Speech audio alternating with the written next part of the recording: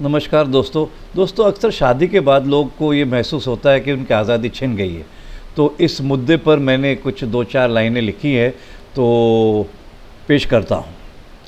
मानेंगे इस बात को सभी, शादी करने के बाद छिन जाती है आज़ादी। मानेंगे इस बात को सभी, शादी करने के बाद छिन जाती है आज़ादी। शादी में जब कोई बनता है दूल्हा, मोहब्बत ही मोहब्बत होती है दिल में। सब कुछ रहा होता है वो भूला, बाकी सब कुछ रहा होता है वो भूला। उस वक्त नहीं पता चलता है कि स्त्री क्या चीज़ है, उस वक्त नहीं पता होता है कि स्त्री क्या चीज़ है। गुलामी की शुरुआत की यही बीज है। शादी के कुछ महीने बाद मिल जाता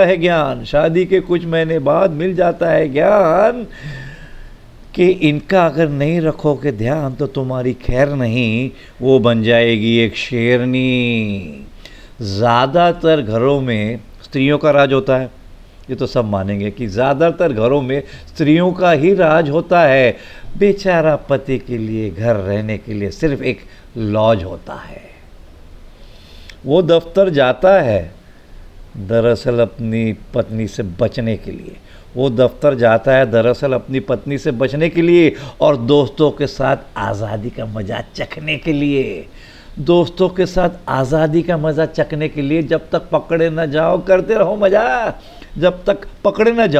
रहो मज़ा, और अगर पकड़े गए तो भुगतो सजा। ये बात तो है ना, अगर रिस्क ले रहे हैं तो सजा तो भुगतना ही पड़ता है। जो लोग अपनी बीवी को और आज़ादी को रखे हैं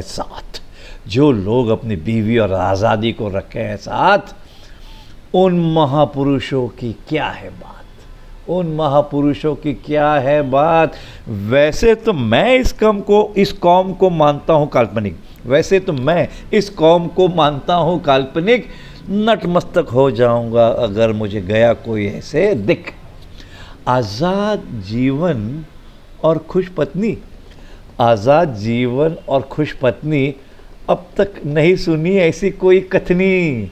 कुछ लोग ये सच साबित करने का कर रहे हैं प्रयोग, मगर शिकस्त की भारी सजा रहे हैं वो भोग। एक ही मंत्र है बीवी को खुश रखने का, उसकी हर बात मानने का, गलती किसी भी की हो खुद माफ़ी मांगने का।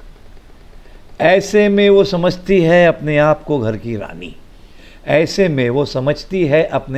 की रानी, मगर पति की आज़ादी की ख़त्म हो जाती है कहानी। आज़ादी देने वाली पत्नी या बीवी की खोज अब तक जारी